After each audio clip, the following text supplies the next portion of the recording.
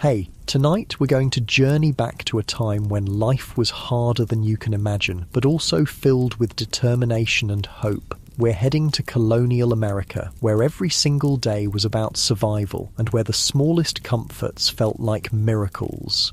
You'll experience what it was really like to wake up in a world without running water, electricity, or even glass windows. Hey, if you're enjoying these stories, I'd really appreciate a like or subscribe. I'm curious where you're listening from, so drop a comment with your location and what time it is there. Now, find a cozy spot. Take a slow, deep breath and let your body sink into comfort as we journey back in time together. Congratulations, you've just woken up in Colonial America, sometime in the early 1700s. The first thing that hits you isn't what you see, it's what you smell. There's wood smoke drifting through the air mixed with something earthier. Maybe it's the animals nearby, or perhaps it's just the general smell of a world where people rarely wash. Your nose wrinkles slightly, but you're already getting used to it. That's how the human body works, you know. It adapts faster than you'd think. The good news is you're alive and relatively healthy in an era where both of those things are pretty remarkable achievements. The bad news? Well, you're about to discover that almost everything you take for granted in modern life simply doesn't exist yet. But here's the thing that might surprise you. The people around you aren't miserable. They're just living the only life they know, and they've figured out ways to find joy even when things are tough.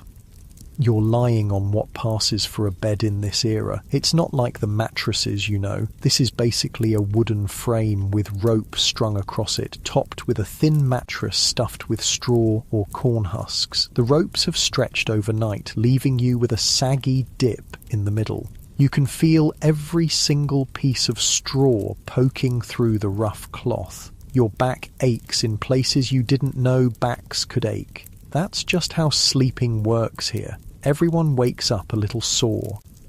The room around you is dim, lit only by whatever sunlight manages to squeeze through the small windows. There's no glass in these windows. Glass costs more than most people make in a year. Instead, there are wooden shutters that you can close to keep out rain and cold, but that also keeps out light. Some families stretch oiled paper or cloth across their windows, which lets in a little light but makes everything look cloudy and strange. You can hear your stomach rumbling. That's actually a good sign. It means you're not one of the many colonists who go to bed hungry, but it also means it's time to start the day, because getting food on the table in Colonial America is an all-day job that starts before sunrise.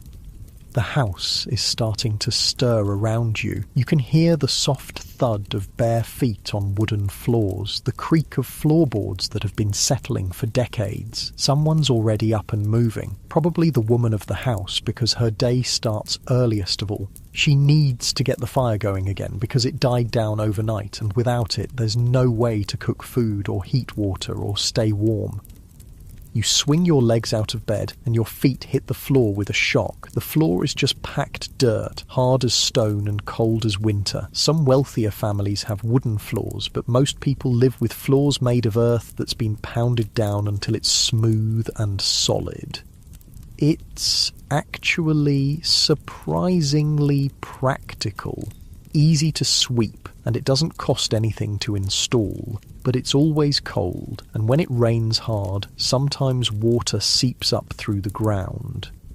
The cold hits your body like a slap. There's no central heating here, obviously, and the fire that kept the house slightly warm yesterday evening has died down to glowing coals. You can see your breath in the air. Everyone's breath makes little puffs of steam in the morning, even in summer. In winter, people sometimes wake up to find frost on the insides of their windows and ice in their water buckets. You're wearing the same clothes you wore yesterday, and the day before, and the day before that. This isn't because you're lazy or dirty, it's because most people in Colonial America own exactly one set of everyday clothes, maybe two if they're lucky. There's one set for everyday work, and one set for church on Sundays. The fabric is rough and scratchy against your skin. It's usually made of wool or rough linen, woven by hand and sewn by hand with thick, uneven stitches designed to hold up under years of hard wear. Your clothes smell like wood smoke and sweat and general human living, but so does everyone else's, so nobody notices. That's one of those weird things about living in a time when everyone smells pretty much the same. Your nose just stops registering it as unusual. It's background noise, like the sound of cars in a modern city. Walking to the window, you push open the wooden shutters and peer outside. The sun is just starting to rise, painting everything in that soft golden light that makes even the hardest life look beautiful for a moment. You can see other houses scattered around, most of them looking very much like the one you're in. Small, wooden, with steep roofs and tiny windows. Some are made with a technique called wattle and daub, where thin wooden sticks are woven together like a basket and then covered with a mixture of mud, straw and animal dung that hardens into surprisingly sturdy walls.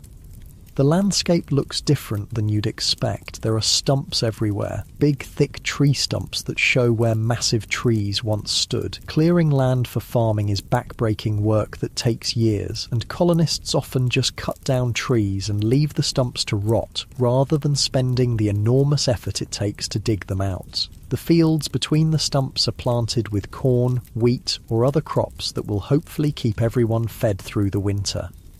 You can see smoke rising from chimneys all around the area. Everyone's starting their day the same way, getting the fire going, because fire is literally life in colonial America. Without fire, you can't cook food, heat water, stay warm, or have light when the sun goes down. Keeping a fire going safely is a skill that can mean the difference between life and death, especially in winter. The sound of chickens clucking and roosters crowing fills the air. Almost every family keeps chickens because eggs and the occasional chicken dinner are crucial sources of protein. You might also hear the lowing of a cow or the snorting of pigs. Animals aren't pets here, and they're walking food supplies, and they're often kept close to the house where they can be protected from wild animals and thieves. Your stomach rumbles again, louder this time. Time to think about breakfast, though breakfast is a generous term for what you're about to eat. Most colonial families start the day with something called mush. Basically a porridge made from cornmeal and water, maybe with a little milk if the cow is producing. If you're lucky, there might be a bit of molasses or honey to sweeten it, but sugar is incredibly expensive and most families rarely taste it. The woman of the house is already in the kitchen area, which isn't really a separate room, but just one end of the main room where the big fireplace is. She's building up the fire, feeding small sticks and kindling to the coals that she kept alive overnight. This is skilled work. If the fire dies completely, she'll have to walk to a neighbour's house to get live coals to restart it, because matches won't be invented for another century or so.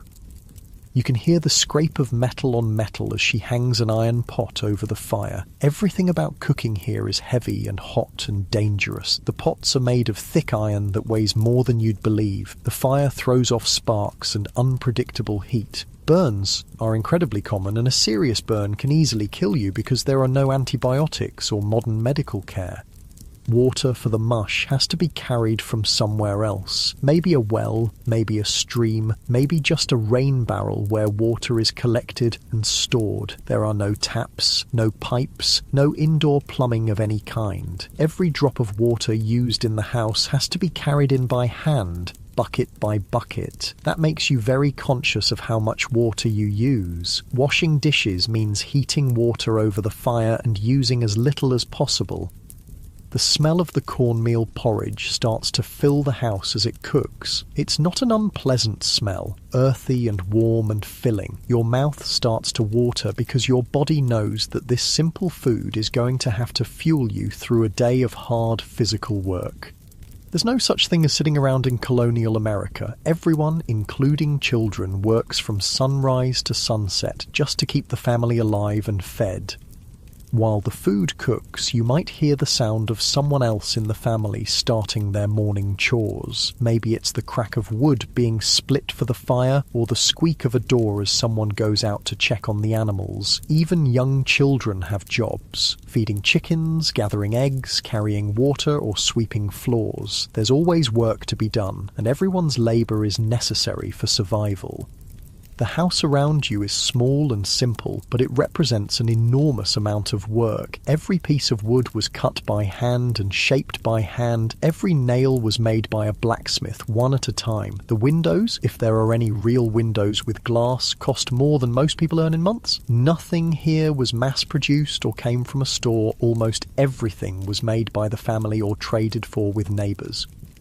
You're starting to understand something that modern people often forget. How much work it took just to survive in earlier times. Staying fed, staying warm, staying dry, staying healthy. These weren't things you could take for granted. They were daily challenges that required constant attention and hard work. But here's something beautiful about it. The people around you know how to do things that most modern people have never learned. They can build a house, grow food, preserve meat, make clothes, cure illnesses with herbs, and create useful tools from raw materials. They're incredibly skilled and self-sufficient in ways that might surprise you. The porridge is ready now. The woman of the house ladles it into wooden bowls. There are no plates as you know them. Most families eat from wooden trenchers, which are basically thick wooden boards with hollows carved out for food. Spoons exist, but forks are rare and knives are mostly for cutting, not eating. Most people eat with their hands or use pieces of bread to scoop up food. The mush is hot and filling, though not particularly flavourful. There's no salt unless the family can afford to buy it, and most seasonings are whatever herbs can be grown locally. But when you're hungry and facing a day of hard work, even plain food tastes good. Your body craves the calories and carbohydrates that will give you energy for the physical labour ahead. As you eat, you start to think about the day ahead. If you're lucky enough to live on a farm, and most colonists do, your day will be spent doing whatever work the season demands. In spring, that might mean ploughing fields or planting crops. In summer, it's weeding and tending the growing plants. In fall, it's harvesting and preserving food for winter. In winter, it's maintaining tools, spinning thread, making clothes, and trying to stay warm. The rhythm of life here follows the seasons and the sun. You go to bed when it gets dark because candles are expensive and firelight is dim. You wake up when the sun rises because there's no point lying in bed when there's work to be done. Your schedule is determined by the weather, the crops, and the animals, not by clocks or calendars. Outside, you can hear the sound of other families starting their days, children's voices as they do their morning chores, the thunk of an axe biting into wood, the squeak of a well rope as someone draws water, the sound of a cow being milked. These are the sounds of a community where everyone depends on everyone else for survival. And survival really is the key word here. You're living in a time when a bad harvest means hunger, when a harsh winter means death, when a simple injury can become infected and kill you. There are no hospitals, no grocery stores, no government programs to help when things go wrong. Families and communities have to take care of themselves and each other. But there's also something deeply satisfying about this life, even with all its hardships. When you grow your own food, build your own shelter, and make your own clothes, you have a connection to the basic necessities of life that most modern people never experience. You know exactly where your food comes from and how much work it took to produce it. You understand the value of simple things like a warm fire or a dry roof over your head. The porridge is finished now, and it's time to start the real work of the day. Your body feels heavy and warm with food, ready for whatever physical challenges lie ahead. The fire is burning steady and bright, promising warmth and the ability to cook dinner later.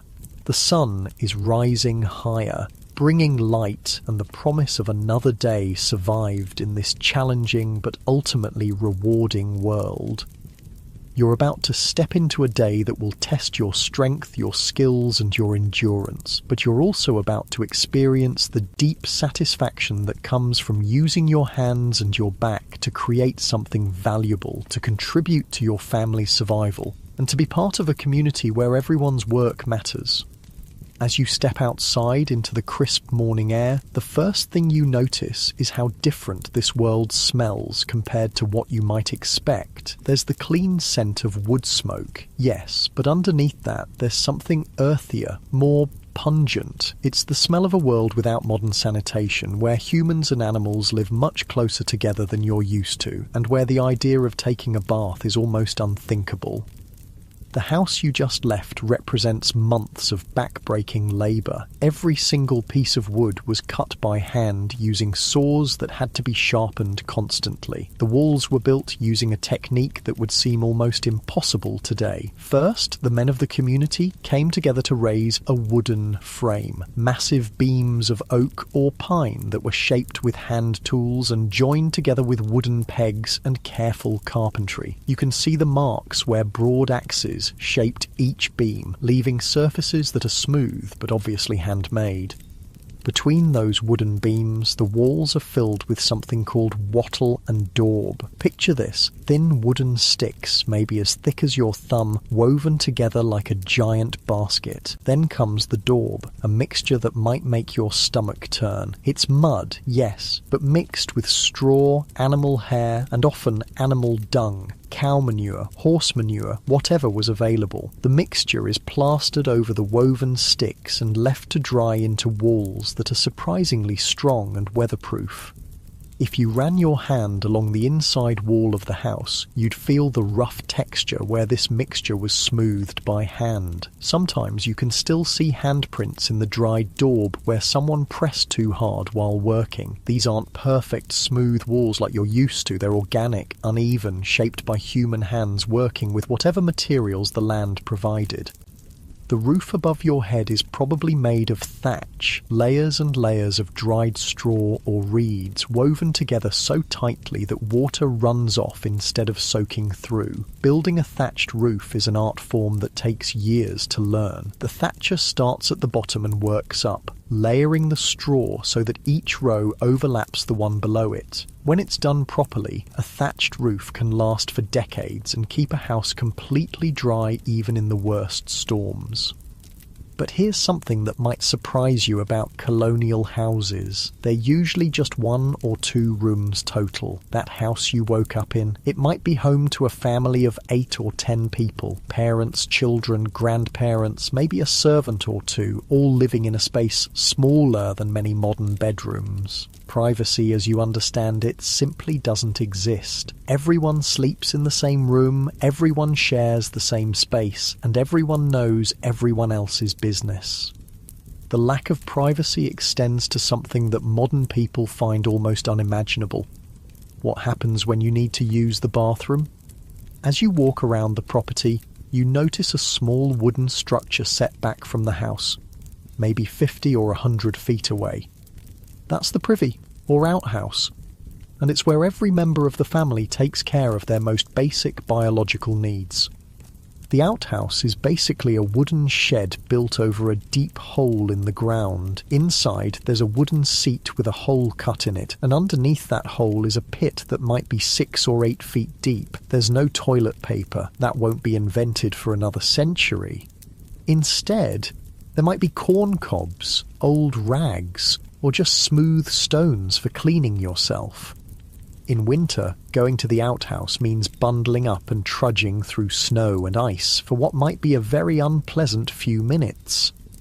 But here's the thing that really shows how different life was. When that pit gets full, someone has to dig a new one and move the outhouse. Imagine that job on a hot summer day. The waste doesn't just disappear, it sits there, fermenting and attracting flies and creating smells that would make a modern person sick. And because most colonial settlements are built near water sources like streams or wells, that waste often seeps into the ground and contaminates the drinking water. This contamination is one of the biggest killers in colonial America. Diseases like dysentery, typhoid fever, and cholera spread like wildfire through communities where human waste and drinking water mix. You might remember reading about Valley Forge, where George Washington's army spent that terrible winter. What you might not know is that more of his soldiers died from disease than from cold or hunger. About 2/3 of the men who died at Valley Forge were killed by dysentery and typhoid fever, diseases that spread because of poor sanitation. When night falls or the weather is too harsh for a trip to the outhouse, families use chamber pots. These are basically ceramic or metal bowls that people use as toilets inside the house. Every morning, someone, usually a woman or child, has to empty these pots. And where do they empty them? Often they just dump them out the nearest window. If you were walking down a street in colonial Boston or Philadelphia, you'd want to stay alert for the cry of "Gardyloo," a warning that someone was about to dump a chamber pot from an upstairs window. The streets themselves are something that would shock modern sensibilities. There's no garbage collection, no street cleaning, no sewage system. People throw their household waste directly into the street. Food scraps, broken pottery, old clothes, and yes, human waste all end up in the roadways. Add to that the droppings from all the horses, cows, pigs, and chickens that share the streets with people, and you get a picture of urban life that's hard to imagine. When it rains, these streets become rivers of filth. When it's dry, the waste turns to dust that blows around and gets into everything. The smell is something you'd have to experience to believe, and this isn't just in poor neighbourhoods. Even the wealthiest parts of colonial cities deal with these same sanitation problems. Given all this, you might think that people in colonial times were constantly trying to get clean. But here's something that would absolutely amaze a modern person. Most colonists almost never take baths, not because they're lazy or don't care about being clean, but because the very idea of immersing your whole body in water is seen as dangerous, unhealthy, and possibly immoral. The typical colonial American might wash their face and hands once a day using a cloth and a basin of water. That's it. That's the extent of their daily hygiene routine. Their bodies, from neck to toe, might not be washed with soap and water for months at a time, maybe not even once a year. Full-body bathing is reserved for infants, and even then it's more about hardening them against disease than about getting them clean. Why this fear of bathing? Part of it comes from medical beliefs of the time. Many doctors believe that water can weaken the body or make it more susceptible to disease. They think that the natural oils and dirt on your skin actually protect you from illness. The idea that cleanliness prevents disease, something we take for granted, simply hasn't been discovered yet. Religion plays a role too. Some religious leaders preach that too much attention to the body is vanity, and that suffering through discomfort is good for the soul. The Puritans, who have a huge influence on colonial culture, believe that cleanliness is important for moral reasons. But they mean clean clothes and tidy homes, not clean bodies. There's also the practical matter of heating water. Remember, every drop of water has to be carried by hand and heated over a fire. Heating enough water to fill a bathtub would take hours and use enormous amounts of precious firewood. For most families, it's just not worth the expense and effort. So, what do people smell like? Well, everyone smells pretty much the same. Like wood smoke, sweat, and the general scent of human bodies that haven't been washed. Clothes are rarely laundered because soap is expensive, and the process of washing clothes is incredibly labour-intensive. Most people own only 1 or 2 sets of clothes, and they wear them until they literally fall apart. The soap that does exist is nothing like what you're familiar with. Colonial soap is made from animal fat and lye, which is created by filtering water through wood ashes. The process is dangerous. Lye can burn your skin, and the resulting soap is harsh and caustic. It's primarily used for washing dishes and clothes, not bodies. Using this soap on your skin would leave you red, irritated, and probably with chemical burns.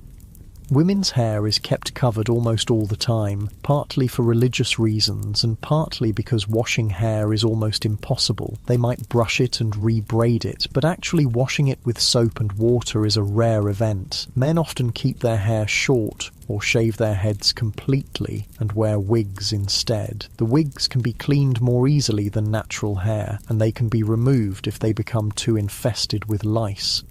And lice are everywhere, absolutely everywhere. Body lice, head lice, clothes lice, they're just part of life. Everyone has them, from the poorest farmer to the wealthiest merchant. George Washington himself complained about wigs full of lice. People try to control them by combing their hair with fine-toothed combs and by boiling their clothes, but completely getting rid of lice is nearly impossible in a world without effective cleaning methods. The smell of unwashed human bodies is just background noise in colonial life. When everyone smells the same, your nose stops noticing it. It's like how people who live near a paper mill stop smelling the sulphur, or how people in modern cities stop hearing traffic noise. Your senses adapt to what's normal in your environment. But the consequences of all this poor sanitation go far beyond just smells and discomfort. Disease spreads rapidly through communities where people live close together without proper hygiene. Smallpox, measles, influenza, and other contagious diseases can wipe out entire families or even whole settlements. Medical knowledge is primitive, and there are no antibiotics or vaccines. When someone gets sick, their family can only hope and pray and try whatever folk remedies they know. Even minor infections can become life-threatening. A small cut that gets dirty can lead to blood poisoning. A tooth infection can spread to the brain. Childbirth is incredibly dangerous because there's no understanding of germs or sterile conditions. Many women die in childbirth, and those who survive often suffer from infections that plague them for the rest of their lives. The irony is that people in colonial times often live closer to nature and get more physical exercise than modern people, which should make them healthier, and in some ways they are. They're usually stronger and more physically capable than people today, but the lack of basic sanitation and medical knowledge means they die young from diseases that would be easily treatable now. Children are especially vulnerable. It's not uncommon for families to lose half their children before they reach adulthood. Parents don't even name babies until they're several months old because infant mortality is so high. When you see colonial graveyards, you'll notice how many tiny headstones there are marking the graves of children who lived only days or weeks. Despite all these challenges, colonial families develop strategies for dealing with the realities of their time. They burn certain herbs to mask odours and hopefully repel insects. They change their clothes more often than they wash their bodies. They keep their living spaces as clean as possible, even if their bodies aren't clean by modern standards. And there's something to be said for the resilience this lifestyle builds. People in colonial times have incredibly strong immune systems because they're constantly exposed to germs and bacteria. Those who survive childhood are often remarkably hardy and able to withstand conditions that would make modern people seriously ill. The community aspect of colonial life also helps people cope with the hardships. When everyone faces the same challenges, there's a sense of shared struggle that brings people together. Neighbours help each other with difficult tasks, share resources during hard times, and provide emotional support when tragedy strikes. As you stand outside that colonial house, breathing in the morning air with all its complex smells, you're experiencing a world that's both harsher and more intimate than anything most modern people can imagine. It's a world where survival depends on community, where physical strength and practical skills matter more than book learning, and where the simple act of staying alive through another day is an achievement worth celebrating. The sun is climbing higher now, and the day's work is calling. Time to discover what it really means to earn your living with your hands and your back in a world where there are no shortcuts, no machines to do the work for you, and no safety net if you fail. The workday in colonial America begins the moment you can see your hand in front of your face, and it doesn't end until the last light fades from the sky. You're about to discover that staying alive in this era requires a level of physical effort that would exhaust most modern people within hours. Every single thing you eat, every piece of clothing you wear, every tool you use has to be created by hand from raw materials using techniques passed down through generations. Your empty stomach reminds you that the morning's cornmeal mush was just the beginning of a day centered around food, growing it, preparing it, preserving it, and constantly worrying about whether there will be enough to last through the winter. The difference between a good harvest and a bad harvest is literally the difference between life and death, and that knowledge shapes every decision a colonial family makes. If you're living on a farm, and remember, most colonists do, your day revolves around the endless cycle of agricultural work. Right now, in early morning, you can hear the sounds of animals that need tending. The cow needs milking, and that's usually a woman's job, though older children might help. Milking isn't the simple, peaceful process you might imagine from pictures. Cows in colonial times are smaller than modern dairy cows, but they're also more temperamental, and they give much less milk. The woman doing the milking sits on a low wooden stool beside the cow, holding a wooden bucket between her knees. Her hands work in a rhythm that she learned as a child: squeeze, pull, while the cow shifts and stamps and occasionally tries to kick. The milk comes out warm and frothy, and sometimes the cow decides she doesn't want to be milked and tries to step in the bucket or knock it over. Getting a gallon of milk might take an hour of patient, skilled work.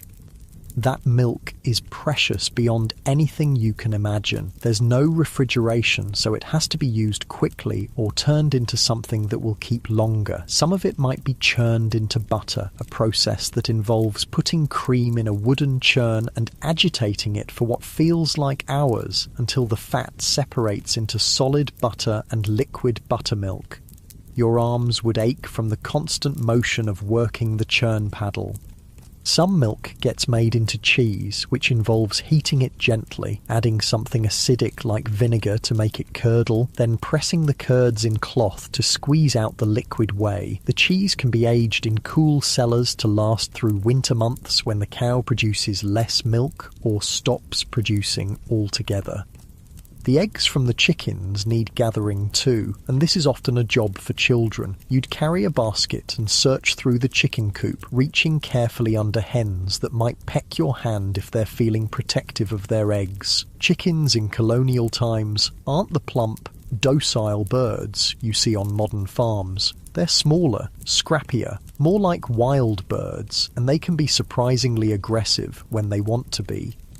But the real work of colonial life happens in the fields. If you're a man or boy, you'll spend most of your day doing agricultural work that would break the back of someone not used to it. Ploughing a field means walking behind a wooden plough pulled by oxen or horses, holding the handles and keeping the blade at just the right angle to cut through the soil. The ground is rough and full of rocks and roots, so the plough jumps and jerks constantly, sending shocks up through your arms and shoulders. You don't have neat, flat fields like modern farms. Colonial fields are full of tree stumps because cutting down trees is one thing, but digging out the massive root systems is almost impossible with hand tools, so farmers plant around the stumps and hope they'll rot away eventually. The fields are also full of rocks that have to be picked up by hand and carried to the edges to build stone walls. This rock picking is endless. Every spring, frost pushes new rocks up from deep in the ground. Planting is done by hand, seed by seed. Corn kernels are dropped into holes made with a pointed stick, a few kernels per hole, spaced far enough apart that the plants won't compete with each other. Beans might be planted between the corn rows so they can climb the corn stalks. Squash grows along the ground between the rows, creating what Native Americans call the three sisters.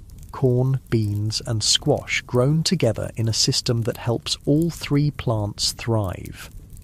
The work is rhythmic and mindless in some ways, but also requires constant attention. Plant too shallow and birds will eat the seeds. Plant too deep and they won't sprout. Space them wrong and the plants will crowd each other out. Every movement has to be precise, and you're doing this for hours at a time, bent over in the sun with sweat stinging your eyes and dirt grinding between your teeth.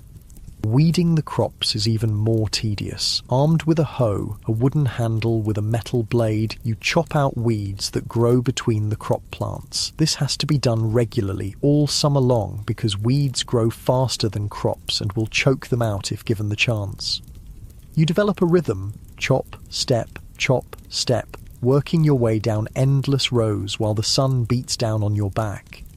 Harvest time is when everyone in the family works together from dawn to dusk. Corn has to be picked by hand, ear by ear, and then the kernels have to be removed from the cobs. This is often done as a community activity, with several families gathering together for a corn husking bee. People sit in a circle, talking and laughing while their hands work automatically, stripping kernels from cobs and dropping them into baskets.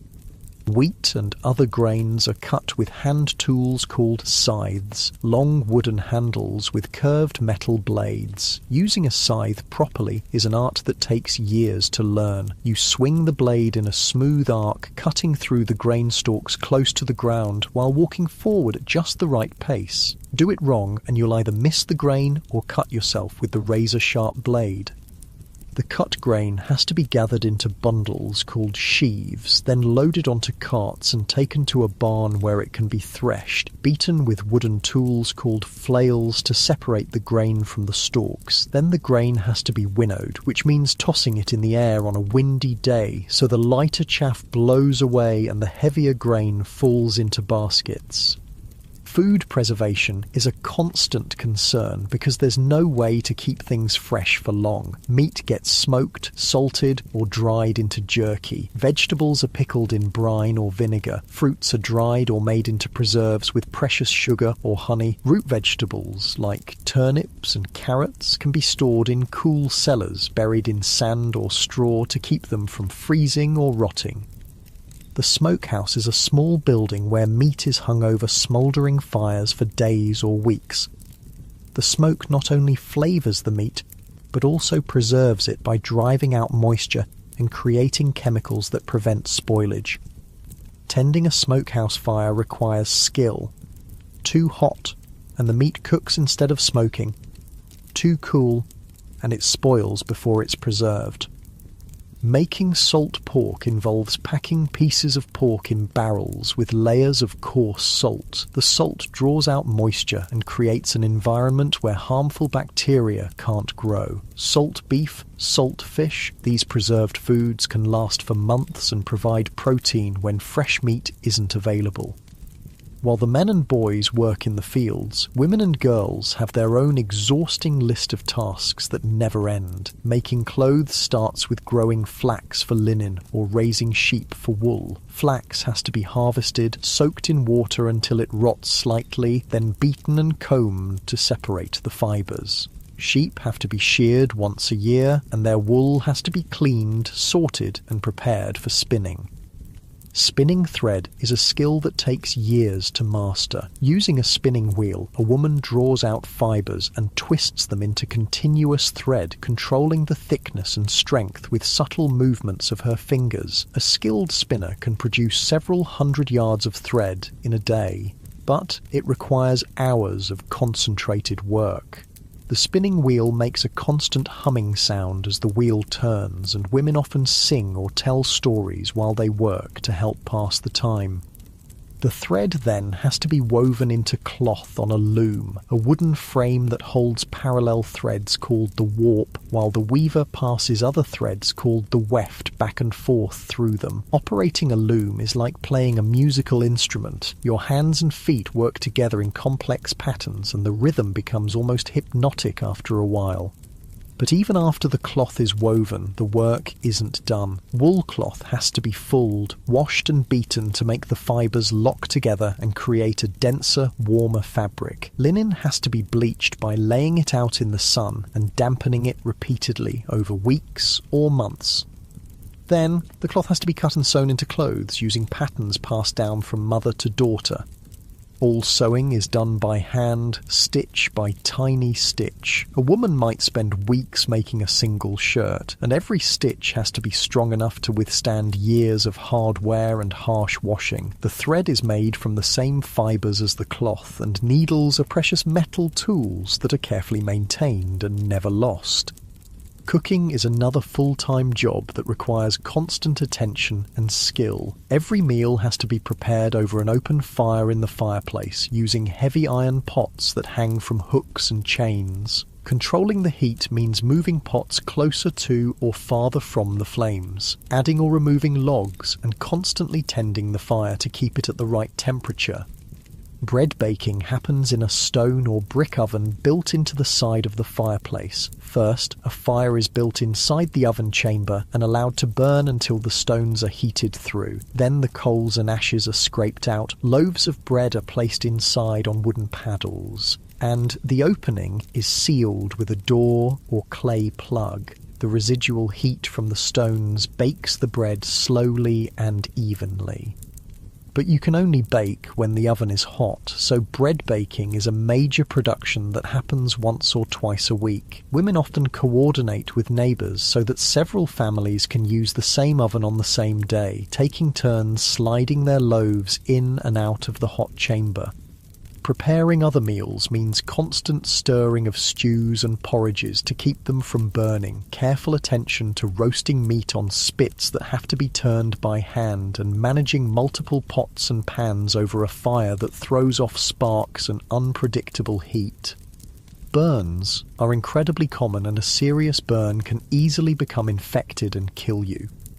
Water for cooking and cleaning has to be carried from a well or stream, bucket by bucket. In winter, this might mean breaking ice and melting it over the fire. In summer, it means walking to the water source multiple times a day with heavy buckets that leave your shoulders aching. Washing dishes is done with minimal water and harsh soap, and pots are often just scraped clean and wiped out rather than truly washed. The same pot might be used to cook several different foods in sequence, each one picking up flavours from what came before. Laundry is an occasional nightmare that involves heating large quantities of water, scrubbing clothes on washboards with harsh soap, rinsing them in cold water, and wringing them out by hand before hanging them to dry. Women often do laundry together as a community activity, share in the work and the large vessels needed to heat water. The rhythm of colonial work follows the seasons and the daylight. In summer, when days are long, people work as much as 16 hours a day. In winter, when daylight is precious, they work by firelight, but mostly focus on indoor tasks like spinning, weaving, and tool repair. Everyone in the family has essential work to do. Children as young as 5 or 6 have regular chores that contribute to the family's survival. Boys help their fathers with farming and learn skills like carpentry, blacksmithing, or whatever trade the father practices. Girls help their mothers with cooking, cleaning, and textile work, learning the skills they'll need to run their own households someday. There's no such thing as leisure time as modern people understand it. When the essential work is done, people might have a few minutes to sit by the fire and talk, but there's always something that needs doing. Clothes to mend, tools to repair, food to prepare for the next day. The physical toll of this lifestyle is enormous. People's hands are permanently stained and scarred from their work. Their backs ache from bending over crops and looms. Their feet are tough and calloused from walking on rough ground. But they're also incredibly strong and capable, able to do things with their hands that would seem like magic to someone from the modern world. By the time evening arrives and the last light fades from the sky, you've worked harder than most modern people work in a week. Your body is exhausted, your clothes are dirty and sweat-stained, and you smell like wood smoke and honest labour, but you've also contributed something essential to your family's survival, and there's a deep satisfaction in that knowledge that helps ease the ache in your muscles as you finally rest. After a day of back-breaking work, you might think all colonists lived the same hard life, but colonial America is actually a world divided into very distinct social classes, each with their own daily rhythms, their own challenges, and their own completely different relationship to comfort and survival. Where you fall in this social order determines everything from what you eat for breakfast to whether you'll live in a mansion or a one-room cabin. Let's say you're fortunate enough to be born into the upper class, the wealthy gentry who own large plantations in the south or extensive land holdings in the north. Your morning begins very differently than the farmer's dawn we experienced earlier. Instead of rushing to milk cows and tend fires, you wake up in a bedroom that might actually have glass windows, letting in soft, filtered light that doesn't carry the bite of cold air. Your bed isn't a rope frame with straw. It's a proper wooden bedstead with a real mattress stuffed with feathers or down. The sheets are made of fine linen, smooth against your skin, instead of rough and scratchy. When you wake up, you don't immediately jump into yesterday's clothes. Instead, a servant, possibly an indentured servant or enslaved person, helps you dress in clothes made from imported fabrics cut by skilled tailors and sewn with tiny, precise stitches. If you're a wealthy man, your daily outfit might include a linen shirt with delicate ruffles, a waistcoat made of silk or fine wool, breeches that fit properly instead of hanging loose, and stockings made of silk instead of rough wool. Your shoes have actual buckles made of silver or pewter, and they're designed for walking on wooden floors rather than trudging through muddy fields. Wealthy women wear stays. That's the colonial version of a corset, made with strips of whalebone that shape their torso into the fashionable silhouette of the time. Over this goes a chemise of fine linen, then a petticoat, then the actual dress, which might be made of silk, imported from China, or fine wool from England. The colours are richer and brighter than anything a poor farmer could afford. Deep blues dyed with indigo, vibrant reds from costly cochineal, or elegant blacks that show they can afford to keep dark clothing clean. Both wealthy men and women often wear wigs made from human hair, carefully styled and powdered white. These wigs are expensive status symbols that require professional care. A good wig might cost as much as a poor family makes in a year, and maintaining it properly requires regular visits from a wig maker who cleans it, restyles it, and treats it for the lice that are still a constant problem even for the wealthy.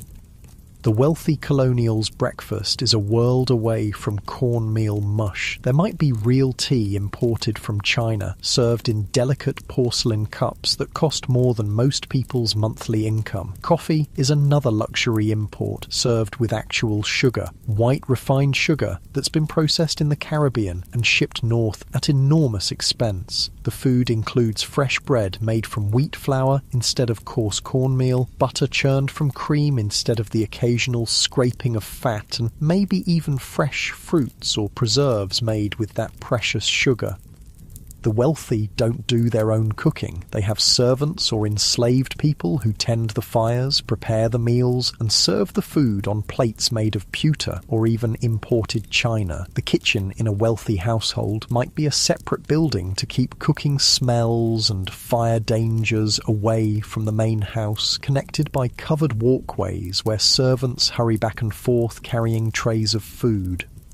These wealthy colonists live in houses that would amaze someone from the farming class. Multiple rooms, each with a specific purpose. A parlour for entertaining guests, a dining room just for eating, separate bedrooms for parents and children, and maybe even a library filled with books imported from Europe.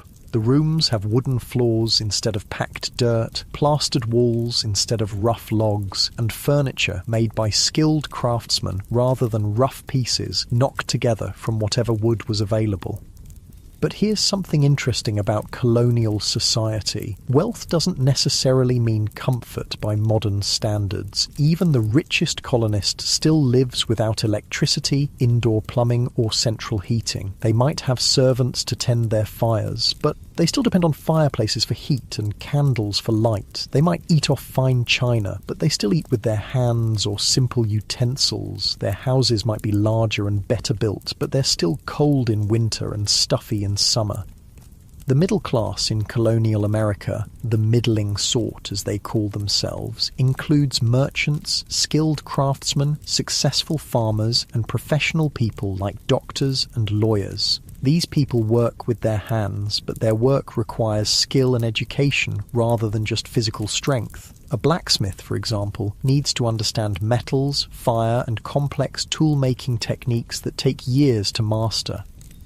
Walking into a blacksmith's shop, you'd be hit immediately by the intense heat radiating from the forge, a special fireplace designed to burn charcoal at temperatures hot enough to make iron glow white hot. The air shimmers with heat waves and sweat would start pouring down your face within minutes. The blacksmith works in this environment all day using heavy hammers to shape red-hot iron into horseshoes, nails, tools, and all the metal objects that colonial life requires.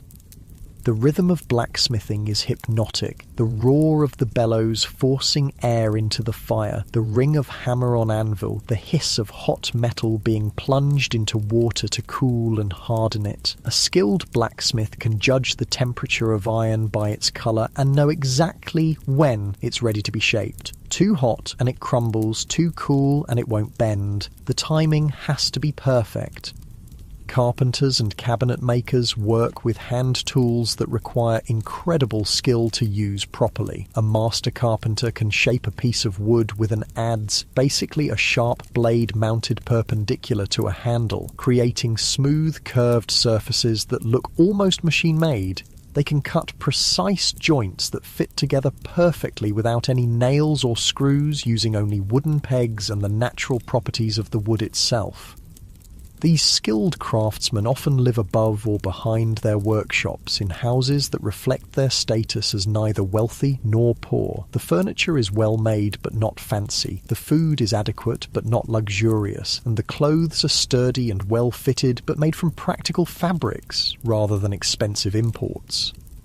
City life in colonial America offers opportunities that don't exist in rural areas, but it also brings challenges that farm families never face. In cities like Boston, New York, or Philadelphia, you might wake up to the sound of church bells marking the hours, the rumble of cartwheels on cobblestone streets, and the calls of street vendors hawking their wares. Cities have actual streets instead of just paths through the forest, though these streets are narrow, crowded, and often impassable during bad weather. Houses are built close together, sometimes sharing walls, and the smells and sounds of your neighbours are impossible to escape. In summer, the concentration of people and animals creates odours that are overwhelming even by colonial standards. But cities also offer conveniences that rural colonists can only dream of. There are actual shops where you can buy goods instead of having to make everything yourself. A baker sells fresh bread daily, so you don't need to grind your own grain and tend your own oven. A tailor can make clothes to order if you can afford it. An apothecary sells medicines and exotic spices imported from around the world. Taverns serve as the social centres of colonial cities. These aren't just places to drink, they're where business is conducted, news is shared, and travellers find rooms for the night. Walking into a tavern, you'd be greeted by the smell of pipe tobacco, cooking food, and unwashed bodies, mixed with the sound of conversation, laughter, and maybe a fiddle being played in the corner. The tavern keeper serves beer, ale, cider, and stronger drinks like rum and whiskey. Colonial Americans drink alcoholic beverages with every meal, including breakfast, because alcohol is often safer than water in cities where wells might be contaminated. Even children drink small beer, a weak alcoholic drink that's less likely to carry disease than plain water. Education in colonial America varies dramatically depending on your social class and where you live. Wealthy children, especially boys, might be sent to formal schools or have tutors who teach them Latin, Greek, mathematics, and classical literature. The goal is to prepare them for college. Places like Harvard, which was founded in 1636, or the College of William and Mary in Virginia. Middle-class children might attend what are called dame schools, informal schools run by women in their homes, where children learn basic reading, writing, and arithmetic. The dame who runs the school is usually a widow or unmarried woman who needs income, and she teaches a dozen or so children of various ages in her kitchen or parlour. Poor children, especially in rural areas, often get no formal education at all. They might learn to read from their parents or the local minister, but more often they go straight to work as soon as they're old enough to be useful. For them, education means learning practical skills: how to farm, how to cook, how to make and repair the things their families need to survive. Even children who do learn to read often have very few books available. The Bible is usually the only book in most households, and children learn to read by studying Bible verses. Other books are incredibly expensive because they have to be imported from Europe or printed on hand-operated presses using paper that's made one sheet at a time. Religious life dominates colonial society in ways that might surprise modern people. Sunday isn't just a day of rest, it's a day when everyone in the community is required to attend church services that can last for hours. The church building is often the largest and most impressive structure in town, and church attendance is both a religious duty and a social obligation. Puritan services in New England are particularly intense. The congregation sits on hard wooden benches in an unheated building, listening to sermons that can last 2 hours or more. The minister preaches about sin, salvation, and the constant struggle between good and evil, often using fear of damnation to encourage proper behaviour. People are expected to sit perfectly still and pay attention, and falling asleep during the sermon is considered a serious breach of etiquette. But church isn't just about religion, it's also where the community comes together to share news, conduct business, and maintain social connections. After the service, people linger in the churchyard, catching up on gossip, arranging marriages, and discussing the practical matters of community life. Religious beliefs also shape daily behaviour in ways that go far beyond Sunday services. The Puritans believed that hard work is a form of worship, that suffering builds character, and that success in this world might be a sign of God's favour. These beliefs help explain why colonists are willing to endure such difficult living conditions. They see hardship as part of God's plan. Colonial communities organise themselves around shared work and mutual aid in ways that are essential for survival. Barn raisings bring together all the men in an area to build a new barn in a single day. House raisings do the same for new homes. These events are part work party, part social gathering, with everyone contributing their labour and skills to help a neighbour. Quilting bees give women a chance to socialise while doing essential work. A group of women gather to work on a quilt together, their hands moving in practised patterns while they talk about their families, their communities, and their concerns. The quilts they create aren't just bed covers. They're works of art that represent countless hours of skilled labour and creativity. Corn-husking bees turn the tedious work of preparing corn for storage into a social event. Families gather in someone's barn with huge piles of corn ears waiting to be husked. People sit in circles, talking and laughing while their hands automatically strip away the husks. There might be music, dancing, and plenty of food to reward the workers. Harvest time brings communities together in ways that show how dependent people are on each other. When one family's crops are ready, neighbours drop their own work to help with the harvest. Everyone knows that they'll need the same help when their own crops are ready, and that a delay of even a few days can mean the difference between a successful harvest and disaster. The differences between the three colonial regions, New England, the Middle Colonies, and the South, create distinct cultural patterns that affect daily life in profound ways. New England, with its rocky soil and harsh winters, develops a culture based on small farms, fishing, and eventually manufacturing. The Middle Colonies, with their fertile soil and mild climate, become the breadbasket that feeds much of colonial America. The South, with its long growing season and rich soil, develops a plantation system based on cash crops like tobacco and rice. These regional differences show up in everything from the food people eat to the houses they build to the work they do. A New England fishing village looks and feels completely different from a Virginia tobacco plantation or a Pennsylvania grain farm. But despite these differences, all colonists share the basic challenge of creating a new society in a land that's still largely wilderness. The day is winding down now, and even in this stratified society where your birth largely determines your destiny, people from all social classes share certain experiences. They all depend on fire for heat and light. They all worry about disease and accidents that could end their lives without warning. They all live with the constant awareness that their survival depends on their own efforts and the support of their communities. As darkness falls and families gather around their fires, the social distinctions that matter so much during the day seem to fade a little. Rich or poor, city dweller or farmer, everyone faces the same basic human needs for warmth, food, shelter, and companionship. The flickering firelight creates a circle of warmth and safety that feels precious in a world full of danger and uncertainty. As winter settles over your colonial community, the harsh realities of life become even more apparent, but so do the remarkable ways that people adapt, survive, and even find joy in the midst of hardship. This is the season when the fragility of colonial life shows most clearly, when a simple illness can become a death sentence, when staying warm becomes a daily struggle, and when communities either pull together or fall apart under the pressure of survival.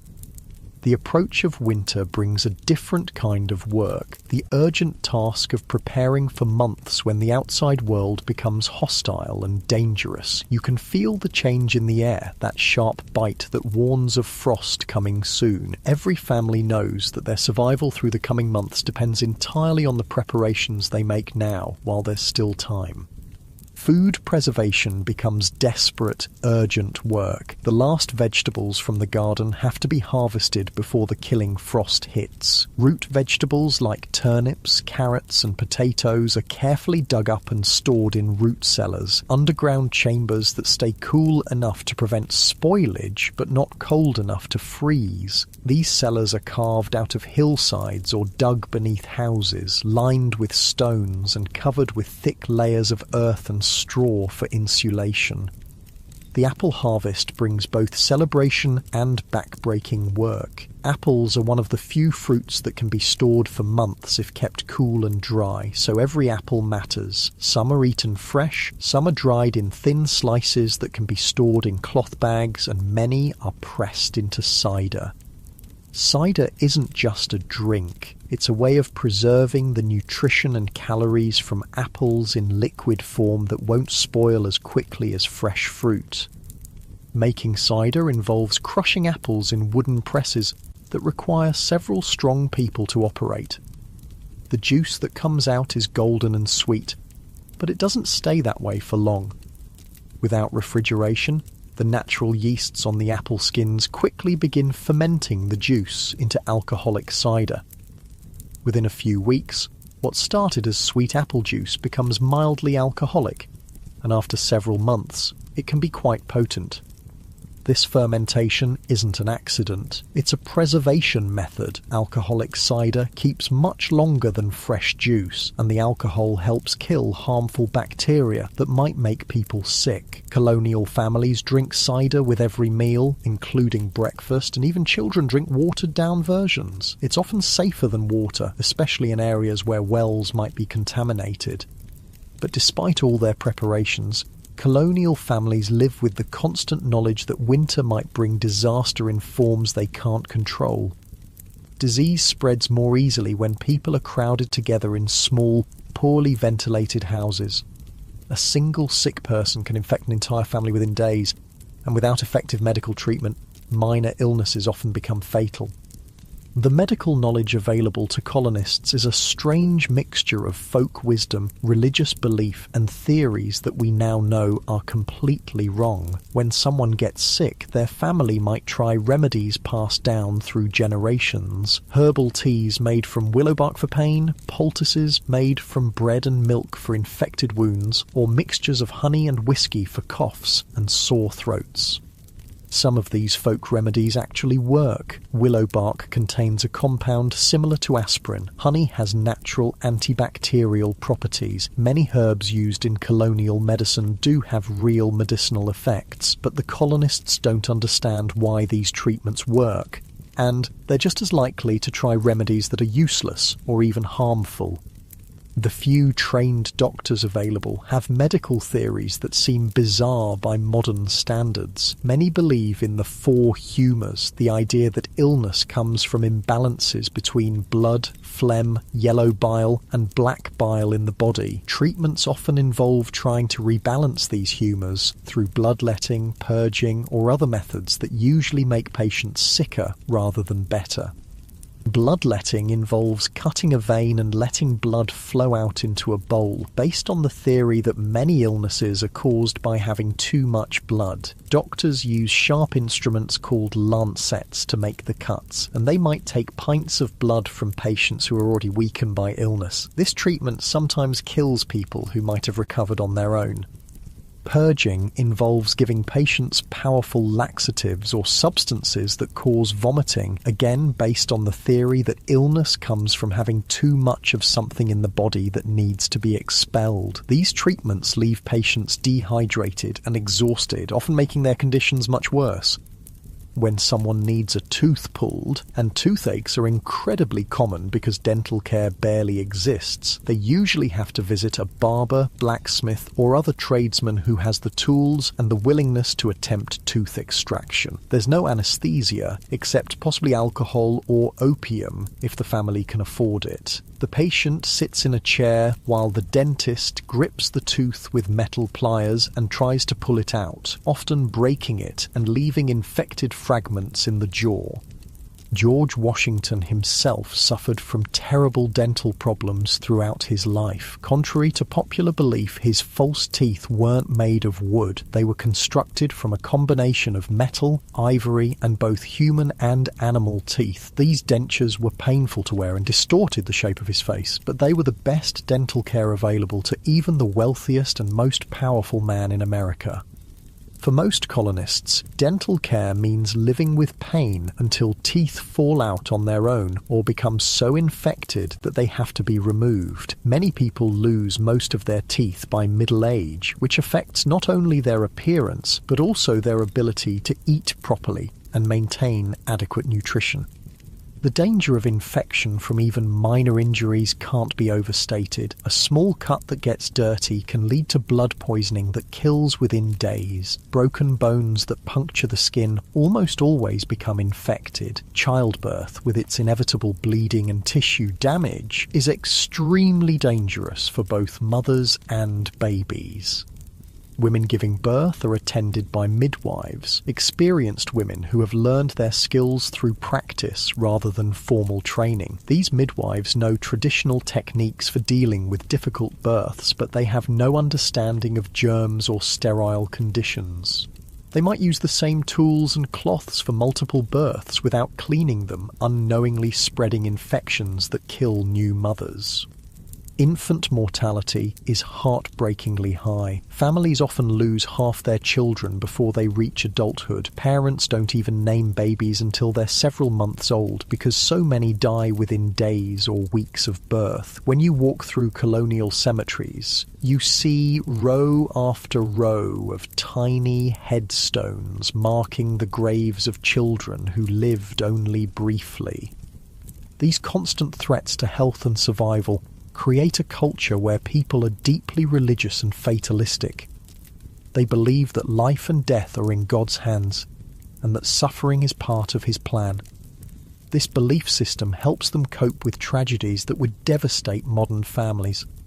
The death of children, the loss of spouses in their prime, the constant presence of pain and illness. But colonial life isn't all hardship and suffering. People find ways to create joy and celebration even in the midst of difficulty. Winter evenings, when the day's work is done early because of short daylight hours, become times for storytelling, music, and simple entertainment that brings families and communities together. Around the fireplace, families gather to share stories passed down through generations. These might be folk tales brought from Europe, stories about local events and characters, or religious stories from the Bible. The storyteller's voice rises and falls with the flickering flames, creating dramatic shadows on the walls and drawing listeners into worlds of adventure and imagination. Music is a constant presence in colonial life, though the instruments are simple and homemade. A fiddle made by a local craftsman provides music for dancing at community gatherings. Someone might play a wooden flute carved from a piece of maple, or beat out rhythms on a drum made from a hollow log with animal skin stretched across the top. Singing is free entertainment that everyone can participate in. Families sing together while they work, mother and daughters harmonizing while they spin thread, father and sons keeping time while they split wood. The songs might be hymns learned at church, work songs that help coordinate group labor, or ballads that tell stories of love, loss, and adventure. Children create their own entertainment from whatever materials are available. A piece of wood becomes a doll, a handful of stones becomes a game, a length of string becomes a toy called a whirligig that spins and buzzes when you pull it tight and release it. Boys might play with wooden hoops that they roll along the ground with sticks, or carve whistles from pieces of willow bark. Girls practice the skills they'll need as adults by playing with miniature versions of women's tools. They might have tiny spinning wheels, small looms, or doll-sized cooking pots that let them imitate their mother's work. These aren't just toys, they're training tools that teach essential life skills through play. Seasonal celebrations mark the rhythm of colonial life and provide breaks from the constant work of survival. Harvest festivals celebrate the successful completion of the year's agricultural work and give thanks for food that will carry the community through winter. These gatherings feature the best food the community can produce: fresh bread, roasted meat, preserved fruits, and that precious alcoholic cider. Christmas celebrations are quieter and more religious than modern holidays, focusing on church services and family gatherings rather than gift-giving. The Puritans actually disapprove of elaborate Christmas celebrations, viewing them as too close to Catholic traditions. But other colonial communities mark the season with special foods, decorations made from evergreen branches, and small gifts that family members make for each other. Spring brings celebrations of renewal and hope as communities emerge from the isolation and hardship of winter. The first green shoots appearing in gardens are cause for genuine joy after months of eating preserved and dried foods. The return of migratory birds, the blooming of fruit trees, and the warming of the soil all signal that the cycle of life is beginning again. But even as colonists adapt to the rhythms of their challenging life, larger forces are building that will eventually transform their world completely. The relationship between the American colonies and Great Britain is becoming increasingly strained over issues of taxation, representation, and control. The British government, deeply in debt from wars fought partly to defend the American colonies, begins imposing new taxes to raise revenue. The Sugar Act, the Stamp Act, the Townshend Acts. These measures require colonists to pay taxes on everything from molasses to paper to tea. But the colonists have no representatives in the British Parliament, leading to the famous cry of "no taxation without representation." colonial merchants and craftsmen find their businesses hurt by British policies that favour trade with England over local production. A blacksmith who could make nails for his community is told he must buy more expensive nails shipped from England. A furniture maker who could craft beautiful pieces from local wood is undercut by imported goods that British law favours. These economic pressures combine with a growing sense of American identity that's been developing for generations. Colonists who were born in America, whose parents and grandparents were born in America, begin to think of themselves as Americans rather than British subjects. They've built communities, cleared wilderness, and created a new society through their own labour and sacrifice.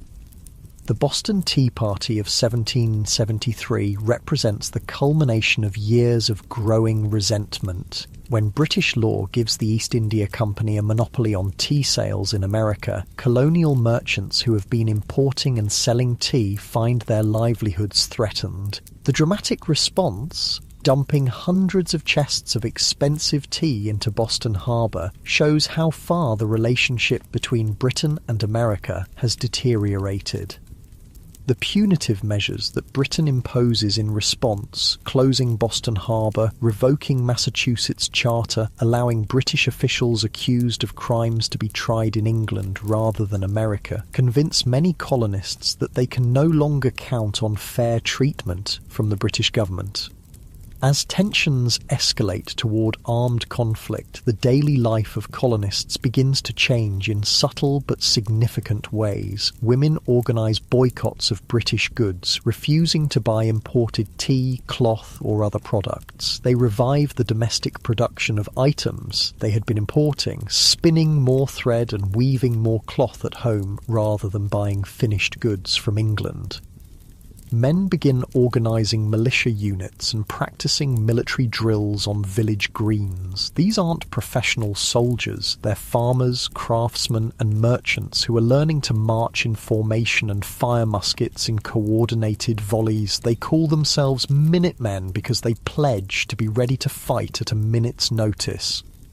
The skills that colonists have developed through generations of hard living, self-reliance, practical problem-solving, the ability to endure hardship and strong community bonds turn out to be exactly what they need to fight for independence. People who can build houses, grow food, make tools, and survive harsh winters without outside help are well prepared to create a new nation without British support. When the revolution finally comes, it brings new hardships, but also new hope. The Continental Army suffers terribly during that winter at Valley Forge, but the soldiers who survive are largely colonial farmers and craftsmen who already know how to endure cold, hunger and discomfort. The women who support the war effort are already skilled at spinning thread, weaving cloth and managing households without imported goods. As you drift off to sleep in your colonial bed with the fire dying down to glowing coals and the sounds of the community settling into nighttime quiet, you're experiencing the end of an era. The world you've lived in today, this world of handmade everything, of communities bound together by necessity, of lives shaped by the rhythms of seasons and the demands of survival, is about to be transformed by revolution and independence. But the character traits that this colonial experience has created won't disappear. The self-reliance, the willingness to work hard, the sense of community responsibility, the belief that ordinary people can solve extraordinary problems, these become part of the American character that continues to shape the nation for generations to come. The people sleeping around you tonight have already accomplished something remarkable. They've taken a wilderness and turned it into communities. They've transplanted European civilization to American soil and adapted it to new conditions. They've created a society where a poor farmer's son can become a skilled craftsman, where communities take care of their members, and where hard work and determination matter more than inherited status. In just a few years, these same people will create a new nation based on ideas that seem radical for their time. That governments should serve the people rather than the other way around. That ordinary citizens can govern themselves. that individual liberty and community responsibility can coexist. The daily experiences of colonial life, the need to cooperate for survival, the rewards of hard work, the dangers of concentrating too much power in distant authorities, have prepared them for this revolutionary experiment. So as you close your eyes and let the peaceful sounds of a colonial night wash over you, remember that you've spent a day in the lives of people who were quietly, unknowingly preparing to change the world. Their struggles with basic survival, their small daily acts of cooperation and mutual aid, their gradual development of a distinctly American way of life. All of this was building towards something larger than any of them could imagine. The morning will bring another day of hard work, another round of challenges and small triumphs, another opportunity to prove that free people can take care of themselves and each other. And eventually, all those mornings will add up to something extraordinary. A new nation built on the foundation of everything these colonial Americans learned about life, work, community, and the quiet dignity of ordinary people doing extraordinary things.